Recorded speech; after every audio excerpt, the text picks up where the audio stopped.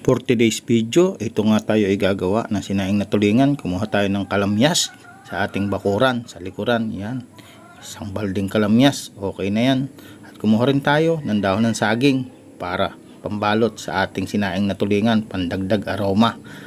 Yan yung pampabango. At ito na nga, ginagayat ko na ang ating kalamyas na ating gagawing panuka para umasim. At ito ay pampasarap.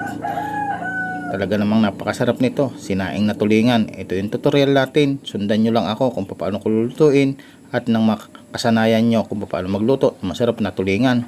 Ito na nga, at tatapos na ang paggagayat at kinuha ko na rin ang dahon ng saging na ating ipambabalot. Ito, pagmasdan nyo kung paano ko gagawin. At napakasarap nito para talagang uulit-ulitin nyo. Ito na nga, uti-uti na nating binabalot kung paano natin balutin. Ito po ay pampadagdag ng aroma o pampabango sa ating nilulutong sinaing na isda, sinaing na tulingan. Ganyan lang po kasimple dito sa probinsya. Kaya kung kayo taga Maynila, pwede nyo po itong gawin. Sigurado naman may mabibili rin kayo na dahon ng saging kahit sa palengke. Yung mga isang sakong dahon ng saging, isang bandel, pwede na yon.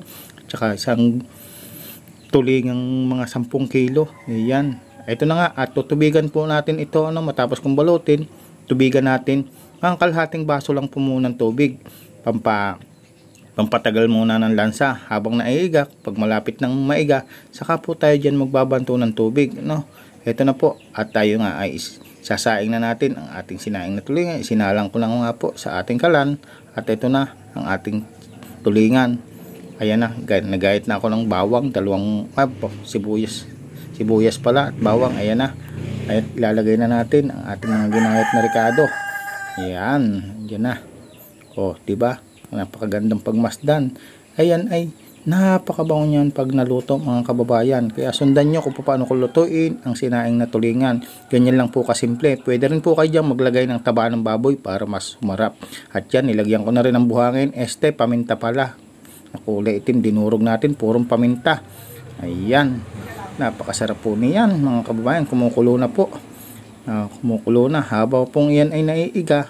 Yan. Lagyan din natin po ng kaunting betchin. Huwag na po yung magic sarap. Betchin na lang po. Huwag para ang sarap ay hindi po natin na magic. Ayan po. At ito na nga. At kumulo na. Ang mahabang paghintay natin. Dagdagan natin ngayon ng 1 basong tubig para magkaroon tayo ng patis. At yan yung ating isasabaw sa kanin. Yan, mahina lang po ang apoy mga kababayan. Huwag niyo pong lalakasan ang apoy para masarap ang luto na sinaing na tulingan. Ito, matapos nga po ang ating paghihintay ng 5 araw, kulong-kulo na at malambot na, dagdagan po natin ng kaunting asin para lumasa at nang sa ganun ay mas talab sa ating panlasa. Depende po sa inyong panlasa kung anong inyong gano'n ka alat ang inyong aanahin, pero ako kaunti lang po para na sa ganun po iwas na rin sa sakit sa bato. Alam niyo naman, napakahirap pagaling ng sakit sa bato, Yan, dinagdagan po uli natin ng kaunting betchin paminta, nagkakamali tayo. Ayan na, matapos nga mahabang paghihintay natin, eto na at naluto na. Napakasarap nito.